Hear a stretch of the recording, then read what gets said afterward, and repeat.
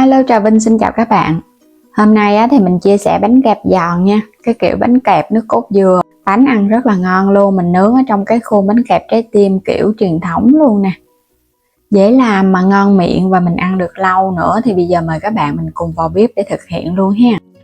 Mình có đầu tiên là 2 cái trứng ha. 2 trứng này là trứng vịt luôn á. Mình làm theo kiểu xưa cho nó béo. 100g bột gạo nè, có cái loại hạt thì nó sẽ ngon hơn, không có thì dùng loại mịn.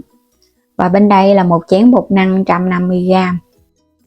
Bột mì hay là bột mì đa dụng 250g. 200g đường cát, thêm chút muối nữa nha. 600ml nước cốt dừa, nước cốt béo béo cho nó ngon. Rồi bây giờ cho hết 2 cái trứng vào thau. Cái trứng này lớn các bạn ha. Nếu mà dùng trứng nhỏ thì mình phải dùng 3 cái cho nó đủ cái độ xốp béo ngon. Khuấy cho nó đều lên. Phần trứng này mình không có đánh bông cho nên là các bạn khuấy hơi lâu một chút. Mình cho thêm ống vani nữa để khử cái mùi tanh của trứng, đồng thời giúp cho bánh của mình nó thơm hơn. Thêm muối vô luôn nè, bánh ngọt cũng phải có muối thì cái vị nó mới đậm đà. Mình khuấy chút xíu thì bây giờ mình cho 600ml nước cốt dừa vô. Phần nước cốt này mình ép ra từ 400g dừa cùng với nước nóng nha. Rồi cho hết 200g đường vô luôn.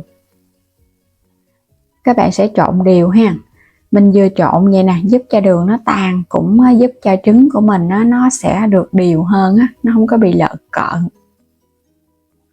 Trộn xong thì mình hãy lấy bột cho vô ha. Các bạn khuấy vậy nè, khoảng 5 phút để cho trứng nó dậy lên á, thì bánh của mình nướng ra nó mới ngon. Mình không có dùng bột nở cho nên là các bạn kỹ cái phần này chút xíu. Rồi cho 100g bột gạo vô. Mình dùng cái loại bột gạo lọc dạng hạt vậy nè. 150g bột năng. 250g bột mì đa dụng. Tổng cộng 3 loại bột mình dùng là nửa ký á. Có thể thêm chút xíu bột nghệ cho cái màu bánh nó đẹp hơn, còn không có thì các bạn bỏ qua cũng không sao nha. Mình trộn thật là đều để cho bột nó tan kỹ ra. Cái bước này nếu mà các bạn không có trộn kỹ thì bánh của mình nó cũng dễ chai ha. Còn mà kỹ hơn nữa thì các bạn rửa tay, mình dùng tay mình bóp bột ra cho nó tơi và nó mịn đều. Phần bột nó phải mịn vậy nè. Khuấy trong vòng 5 phút giống vậy nữa để cho bột nó lên bong bóng. Đậy kín mình chờ nửa tiếng đến tiếng đồng hồ ha, cho bột nó nở, nó dậy lên. Quay trở lại thau bột mình để 1 tiếng luôn á, để cho bột nó nở nhiều thì các bạn nướng lên cái bánh của mình nó mới ngon. Bột nó sẽ có cái dạng vậy nè. Mình nướng bằng cái khuôn trái tim, khuôn sắt. Khuôn này nó có cái lớp chống dính ở bên trong á, các bạn làm nóng khuôn là được. Quét sơn lớp dầu mỏng thôi. Cũng không có cần quét nhiều quá đâu. Cái bánh đầu tiên thì các bạn quét. Rồi cái bánh thứ hai, thứ ba không cần quét nữa. Khi mà khuôn đã nóng thì mình gót bột vô. Đừng có gót cho nó tràn nha, chút bánh còn nở ra thì nó dễ bị ra cái mép bánh nó không đẹp. Mình thấy nó sủi lên vậy nè, là thấy cái bánh của mình nở ngon rồi đó. Mình đậy cái khuôn nó lại xong rồi cái mình lật qua. Nướng một mặt vậy nè, cái lật qua lật lại thì mình để ở mức lửa trung bình nhỏ, đừng có cao quá để bánh nó chín vàng đều. Hoặc là nướng cái lò than hồng thì các bạn cũng để than vừa vừa thôi ha. Khuôn này thì mình thấy bền lắm các bạn, mình xài 3 năm rồi đó. Các bạn mua ở trong góc trái video mình để cái hạt sản phẩm bấm vào chọn mua ha. Khi mà bánh nó vàng vậy nè, mình thấy nó vàng vừa mắt thì mình sẽ lấy bánh ra. Bánh thứ hai thì các bạn không cần quét dầu đâu. Trong bột có nước cốt dừa đó, nó cũng có cái chất dầu. Chỉ cần cho bột vô là mình đậy khuôn lại là mình nướng và nhớ là phải lật qua lật lại nha, để bánh của mình nó chín đều, nó không có bị khét á. Bánh của mình nó mới nướng ra là nó sẽ mềm nhẹ. Các bạn cứ để yên qua bên đây, chút xíu nữa nó giòn rụm luôn. Còn nóng thì mình cứ để cho nó thẳng ra nha. Cái bánh này là lúc này rất là giòn luôn nè, nó bể ra luôn rồi đó.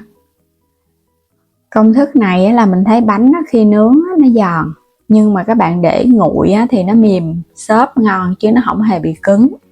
Ăn cả tuần lễ luôn vẫn thơm. Rồi mình nướng tiếp nữa ha. Cứ gót bột vô nướng là mình thấy nhanh lắm các bạn. Các bạn đốt than mình nướng cũng được, nướng bếp ga cũng được luôn, cái khuôn này dễ nướng lắm. Đổ cho nó vừa vừa cái mép bột thôi, rồi cái đậy lại. Khuôn trái tim kiểu truyền thống. Cái khuôn sắt nhưng mà có lớp chống dính á, nên là thấy dễ nướng, bánh nó cũng tróc nữa. Và nó có cái độ dày á, bánh của mình sẽ không có bị khét. Mà nó chín vàng từ từ. Thơm lắm các bạn. Làm cách này mình thấy bánh ngon nè. Bánh vàng đều thì mình hãy lấy bánh ra thì nó mới giòn. Còn các bạn nướng mà hơi trắng á, là cái độ giòn nó ít hơn, nó sẽ mềm mềm ha. Nếu mà thích giòn rụm thì nướng cho nó vàng lên chút. Còn mà thích cái bánh mà ăn mềm mềm thì nướng trắng trắng, mà kiểu nào nó cũng thơm ngon hết nha. Bánh mình nướng xong á, thì lấy nó ra để cho nó thoáng vậy nè,它mới giòn. Nhìn cái khuôn bánh thôi là đã hấp dẫn rồi ha. 5 cánh trái tim, thơm phức luôn. Cái viền mỏng á, nó giòn rụm mà. Còn bên trong dày dày á, thì nó có độ xốp xốp. Mình thấy á, mua cái khuôn này có 100 mấy à các bạn, mà xài biết bao lâu luôn, không bị hư gì hết á. Khi nào cần á, mình lấy ra mình nướng ăn. Đây, bánh đã sẵn sàng, chỉ với nửa ký bột mà mình ra nguyên mâm bánh luôn á. Ăn trong vòng 1 tuần lễ nha. Ăn không hết các bạn cứ cho vào hộp đậy kín. Hoặc là mình cho vào trong cái bọc á, mình buộc lại rồi mình ăn từ từ. Nhưng mà đừng có để lâu quá, nó dễ bị hôi nước cốt dừa. Tại mình làm hoàn toàn từ nước cốt dừa. Còn các bạn làm bằng sữa tươi là mình ăn được lâu hơn nữa đó. Đây, bẻ ra cho các bạn xem ở bên trong nè. Ở bên trong là nó xốp và nó có rễ che li ti nhỏ nhỏ nữa nè. Bánh nó mềm chứ nó không bị cứng, không bị chai bột đâu. Ngon lắm. Độ ngọt là đậm đà luôn ha. Béo cái mùi trứng nữa. Thơm vani, không hề bị tanh trứng đâu. Nước cốt dừa nó càng béo là bánh nó càng ngon. Mình thấy những cái bánh truyền thống của miền Tây á, là đặc biệt phải có nước cốt dừa. Tại vì nhà nào cũng có dừa đó các bạn, nên là mình thấy bánh nào cũng cho dừa vô hết trơn á. Ăn nó mới ngon. Ngọt á thì các bạn có thể gia giảm tùy ý à. Nhưng mà cái lượng nước thì mình dùng vậy là bánh nó ngon nha.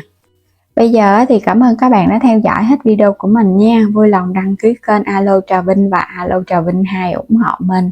Và mua thêm các sản phẩm ở trong kênh, các bạn bấm vào góc trái video nha. Kênh Alo Trà Vinh.